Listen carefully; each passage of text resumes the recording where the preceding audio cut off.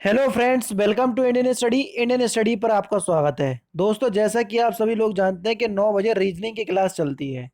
लेकिन आज जो है मेरी तबीयत कुछ नहीं, बहुत ज़्यादा ख़राब है। तो उसके चलते मैं आप लोगों के लिए सरप्राइज टेस्ट लेकर के आया हूँ, छोटा सा। हालांकि रीजनिंग में 20 क्वेश्चंस मैं कवर करता हूँ, लेकिन उसमें बहुत ज़्यादा एफर्ट मुझे लगाना पड़ता है, क्योंकि उसमें हर क्वेश्चंस को समझाना पड़ता है। आज मैं आप लोगों के लिए सरप्राइज टेस्ट लेकर के आया हूँ, जीके जीएस का। तो देखते हैं आप लोगों की तैयारी कैसी चलती है और इस 25 क्वेश्चंस के टेस्ट में से आप लोगों को कितने नंबर आते हैं। साथ ही साथ दोस्तों, मैं आप लोगों को लिए एक बात बताना चाहूँगा। अगर आप घर बैठे यूपी पीएससी की तैयारी करना चाहते हैं, तो आप सभी लोग जानते हैं कैलेंडर भी आ चुका है यूपी पीएससी का। तो आपका कोर्स स्टार्ट हो रहा है अनअकैडमी पर। डिस्क्रिप्शन में लिंक दिया हुआ है, आप उस लिंक से एक बार ज़रूर से चेकआउट कर लीजिएगा। अगर आप इस कोर्स में एनरोल करना चाहते हैं, तो हालांकि जो आपका कोड है वो डिस्क्रिप्शन में भी लिखा हुआ है, मैं आपको फिर भी यहाँ पर बता दे रहा हूँ। यूपी एग्जाम्स 10 ये आपका रेफरल कोड है, इससे आपको 10% का डिस्काउंट मिल जाएगा। तो चलिए स्टार्ट करते हैं और देख लेते हैं पहला क्वेश्चन। पहला क्वेश्चन आपके सामने कि यूनाइटेड प्रोविंस कब उत्तर प्रदेश बना। बताओ, सलमान सर ने आपको ये पढ़ाया होगा, क्योंकि यूपी जी के बहुत ही अच्छी तरीके से भैया आपको पढ़ा रहे हैं। तो जल्दी बताओ कि यूनाइटेड प्रोविंस कब उत्तर प्रदेश बना। तो देखो, यूनाइटेड प्रोविंस यानी कि संयुक्त प्रांत का नाम 24 जनवरी 1950 को बदला गया, और बदलकर क्या रखा गया था? उत्तर प्रदेश। तो यानी कि तीसरा ऑप्शन बिल्कुल करेक्ट। नेक्स्ट क्वेश्चन, जब किसी वस्तु का उत्पादन एक यूनिट द्वारा बढ़ जाता है, तो कुल लागत में होने वाला योग क्या कहलाता है? जल्दी बताओ। तो आपका सही आंसर हो जाएगा सीमांत लागत। उसे हम क्या कहते हैं? सीमांत लागत कहते हैं। नेक्स्ट क्वेश्चन, निम्नलिखित में से कौन सा दोनों बहिस्रावी ग्रंथि और अंतःस्रावी ग्रंथि के रूप में व्यवहार नहीं करता है? देखो, इसमें हमारे शरीर में कुछ ग्रंथियां होती हैं जो बहिस्रावी ग्रंथि और अंतःस्रावी ग्रंथि दोनों ही ग्रंथियों की तरह कार्य करती हैं। ठीक है। तो कौन सा जो है वो व्यवहार नहीं करता है बहिस्रावी ग्रंथि और अंतःस्रावी ग्रंथि की तरह? तो 93 का आपका जो सही आंसर हो जाएगा वह हो जाएगा पीयूष ग्रंथि, यानी कि पहला ऑप्शन जो है वो आपका बिल्कुल करेक्ट हो जाएगा। ठीक है, पीयूष ग्रंथि शरीर की सबसे छोटी ग्रंथि और अंतःस्रावी ग्रंथि है, ये समझ रहे हैं। नेक्स्ट क्वेश्चन, सबसे बड़ा श्वेत रुधिराणु कौन सा होता है? सबसे बड़ा श्वेत रुधिराणु, जल्दी बताओ, इंपॉर्टेंट क्वेश्चन है। तो सबसे बड़ा श्वेत रुधिराणु होता है आपका मोनोसाइट। मोनोसाइट जो है वो सबसे बड़ा श्वेत रुधिराणु होता है। इसका व्यास अगर हम डायमीटर की बात करें तो 20 म्यू होता है। कितना? 20 म्यू। ठीक है। हालांकि आपको मोनोसाइट ही ज्यादातर ऑप्शंस में देखने को मिलेगा। यहाँ पर एक केंद्र काणु लिखा हुआ है, तो ये हिंदी वर्ड है, बहुत कम देखने को मिलता है। तो आप ज्यादा ध्यान मोनोसाइट पे दीजिएगा।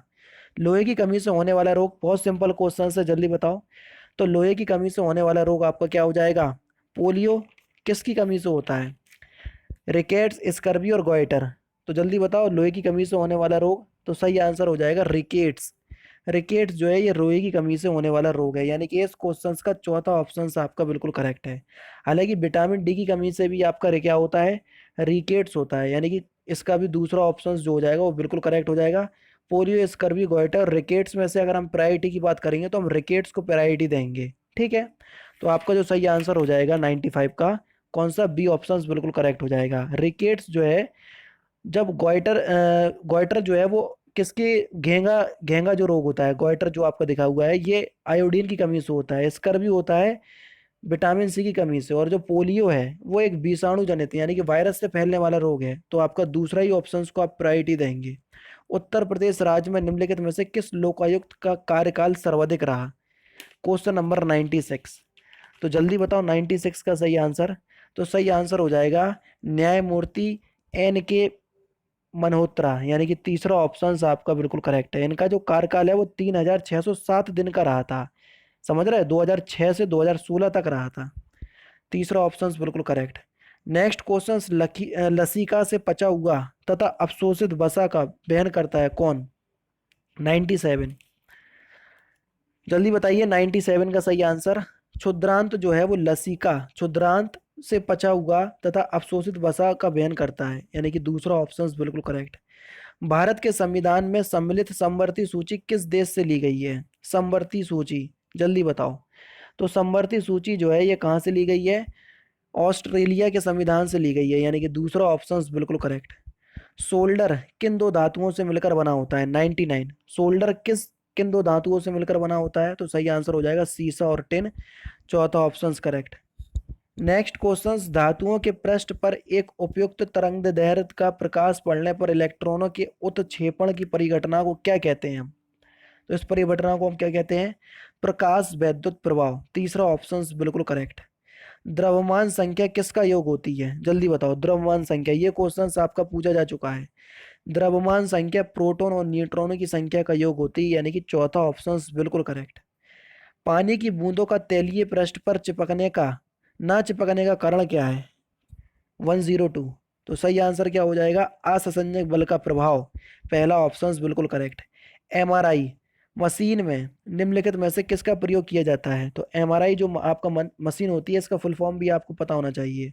समझ रहे हैं? एमआरआई मशीन का मैग्नेटिक रेजोनेंस इमेजिंग इसका फुल फॉर्म होता है। तो एमआरआई मशीन में किसका प्रयोग किया जाता है?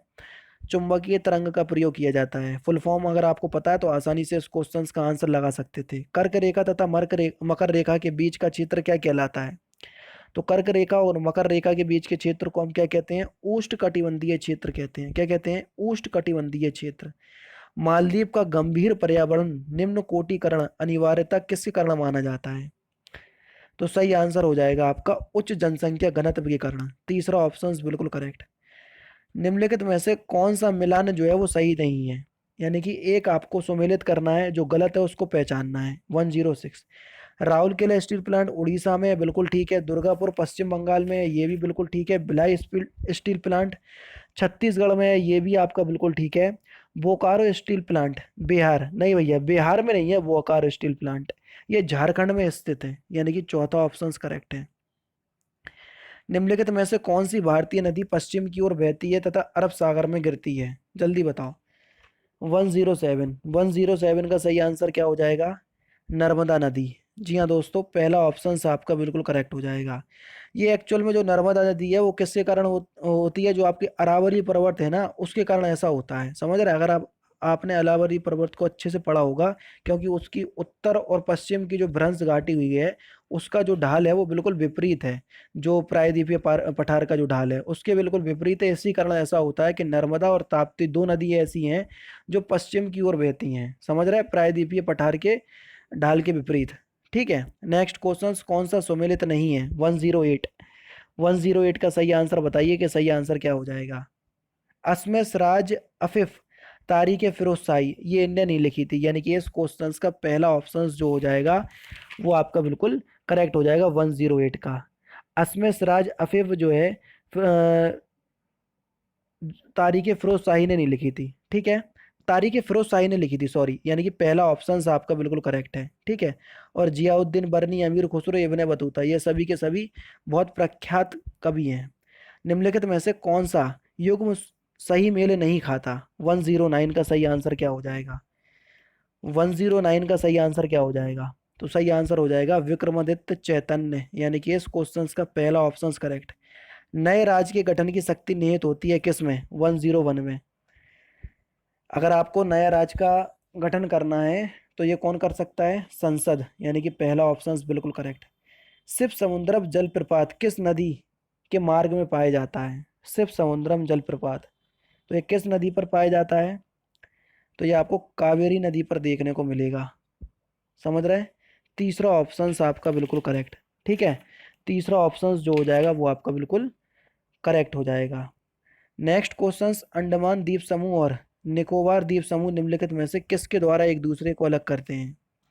अगर आपने एक ट्रिक पढ़ी है, मामी, लक्ष्मी एंड कोबरा, ये आपकी थोड़ी फनी ट्रिक जरूर है, लेकिन यहाँ से आपको 8 डिग्री, 9 डिग्री और 10 डिग्री ये सारे चैनल याद हो जाएंगे। मालदीव और मिनीकॉय के बीच है 8 डिग्री, मिनीकॉय और लक्षद्वीप के बीच है 9 डिग्री, और आपकी अंडमान, छोटा अंडमान और कार निकोबार के बीच है 10 डिग्री चैनल। अब हमसे किससे पूछा? अंडमान द्वीप समूह और निकोबार द्वीप समूह के बीच कौन सा चैनल है? 10 डिग्री चैनल। पहला ऑप्शन बिल्कुल करेक्ट। समझ रहे हैं? इस तरीके से आपको सारे याद हो गए। निम्नलिखित में से कौन सा देश पाक स्ट्रेट से जुड़ा हुआ है? ये क्वेश्चन जो है वो आपका यूपी पुलिस कांस्टेबल में पूछा गया था। भारत और श्रीलंका के बीच जो आपकी जल संधि है उसको हम क्या कहते हैं? पाक स्ट्रेट। इसकी स्पेलिंग याद कर लो, PALK। ठीक है। नेक्स्ट क्वेश्चन, कलकत्ता, मद्रास तथा बम्बई में उच्च न्यायालय निम्नलिखित में से किस वायसराय के कार्यकाल में अस्तित्व में आए थे? 114 यानी कि 114 का सही आंसर क्या होगा? तो ये किस गवर्नर वायसराय के कार्यकाल में आए थे? सही आंसर हो जाएगा लॉर्ड कैनिंग, दूसरा ऑप्शन बिल्कुल करेक्ट। और लास्ट क्वेश्चंस के उत्तर प्रदेश राज्य की सीमा अन्य कितने राज्यों और केंद्र शासित राज्यों को स्पर्श करती है?